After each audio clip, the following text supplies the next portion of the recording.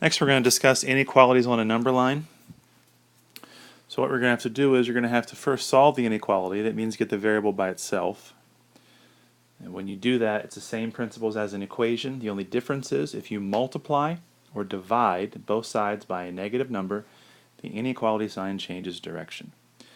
So I'm going to add 2 to both sides of the equation. I'm going to divide both sides by 4. And 8 divided by 4 is not 4. It's 2. Once you've done that, you're going to draw a number line. It's just a fancy way of saying a line with numbers on it. You're going to put your solution on this number line. Now you don't need other numbers, but I'm just going to put a couple more on here just so we are clear. As we go to the right, the numbers should get bigger. As we go to the left, they should get smaller. So our answer is x is bigger than 2. Since there is no equal sign, it's just greater, we're going to put an open circle where 2 is. And then since x is greater, we want to shade to the right. So this is graphing the solution set. It's that picture right here. If this had an equal sign, then this would be a closed circle. If there's just a greater than and no equal sign, then it's an open circle. End of number 1. Number 5.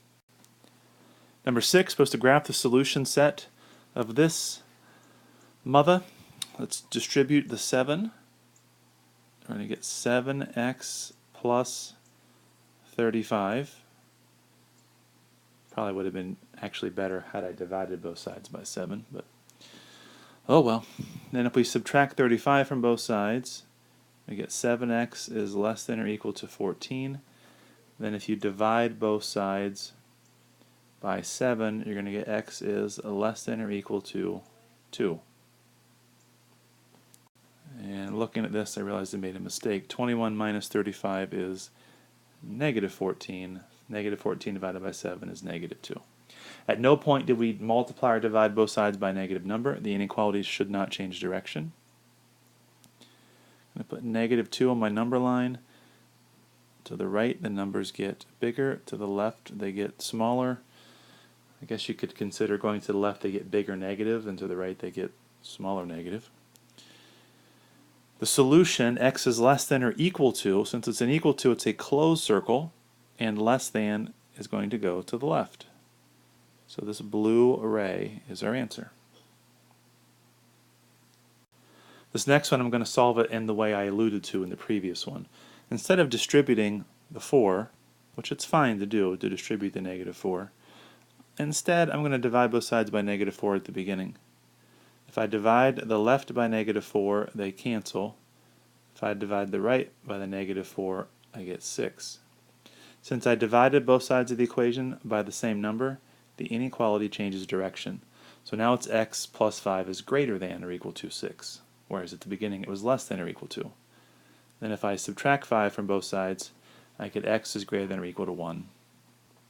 So I make a number line, I put 1 on it.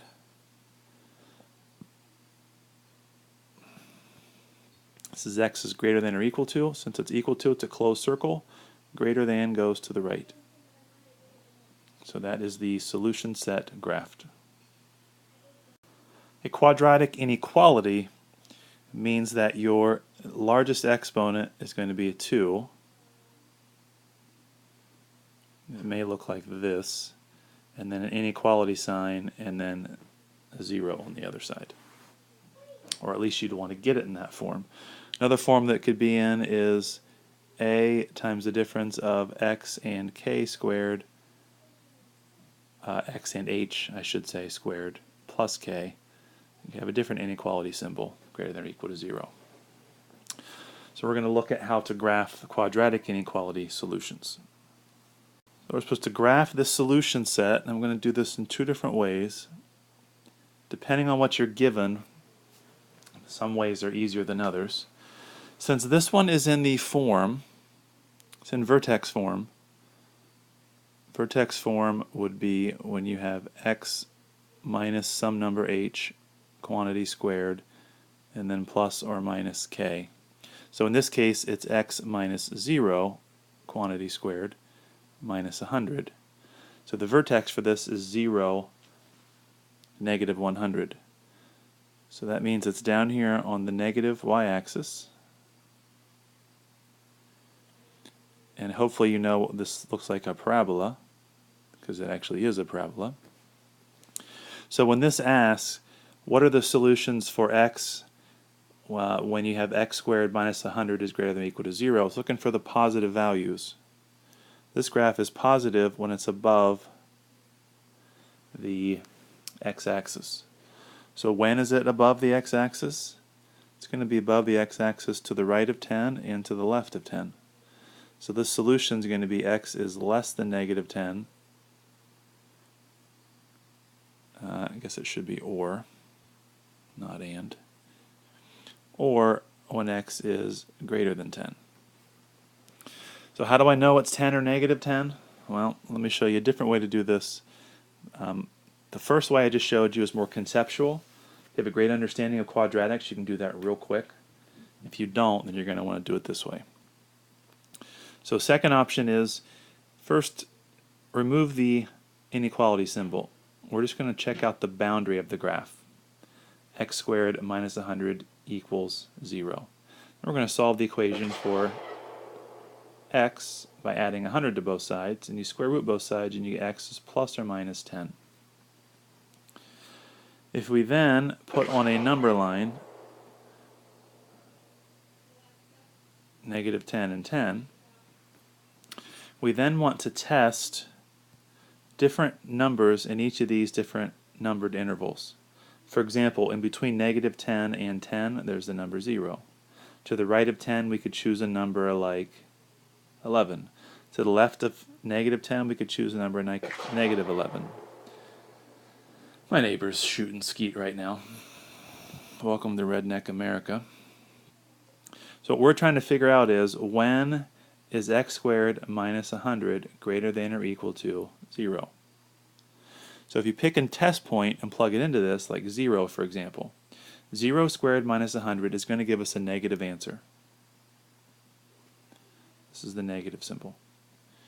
If you put negative 11 in, negative 11 squared is bigger than 100, so a number that's bigger than 100 minus 100 is going to give us a positive answer. If we pick the test point in this third interval, 11, 11 squared is bigger than 10 squared, so that's going to be also a positive number. So what solutions do we want? Well, it says both here and here, we want to know when it's greater than or equal to 0. Those are positive answers. So that means that we're looking for this answer here and this answer here, which once again means that x is going to be less than or equal to negative 10, or x is greater than or equal to positive 10, which tells me here I forgot to put my equal signs on this previous problem. Let's do another.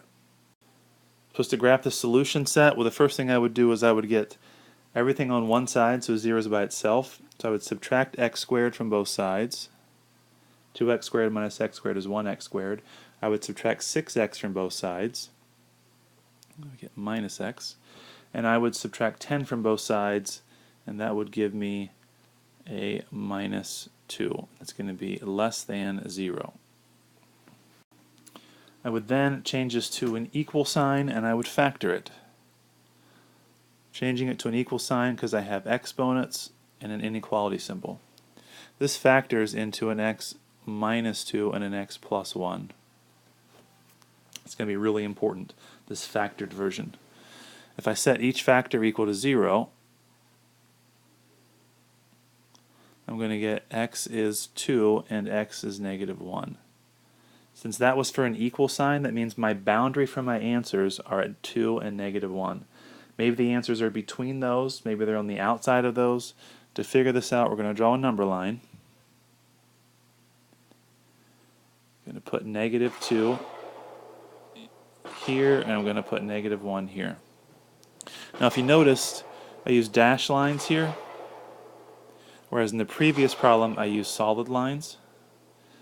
Now, the reason I did that, I used these solid because it was greater than or equal to in this problem.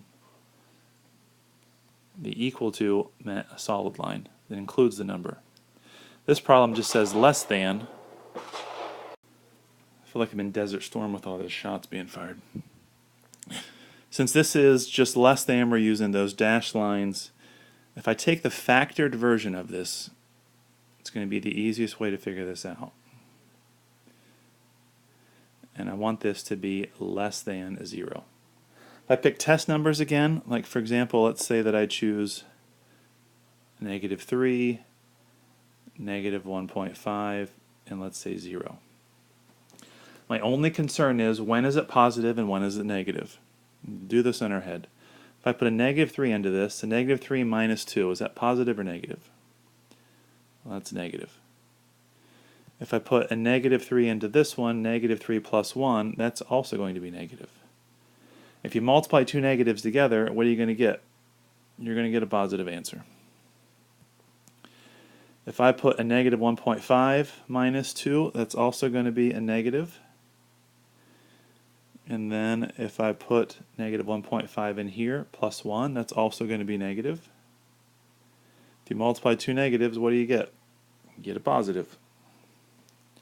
So far I got a positive and a positive answer. It's at this point I realized that I made some mistakes here. Pickles. Let's abort this right here. I wrote -2 on this number line, and it's a +2. So I should have -1 on the left and +2 on the right. I apologize. Oh boy, do I apologize. So test points I might pick once again 0 between them, -2 to the left, and maybe a 3 to the right. If I put a -2 into this, -2 minus 2 is negative. -2 plus 1 is negative. Multiply two negatives, you get a positive answer.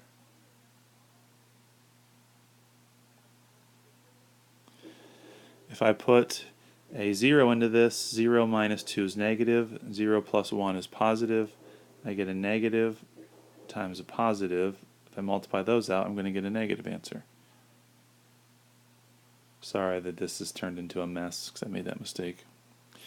If I put 3 into this, 3 minus 2 is positive. 3 plus 1 is positive. So you get a positive times a positive, which is a positive. Our solution is supposed to be the ones that are less than 0. And the ones that are less than 0 is here. These are the ones that made it negative. That's between -1 and 2. So our solution is that x is between -1 and 2. This is the answer to the question. And we're supposed to put it on a number line. We're supposed to graph it. I didn't graph it. So our official answer, -1 to 2, it's open circles, and everything in between is shaded. Please do exercises 183 to 187.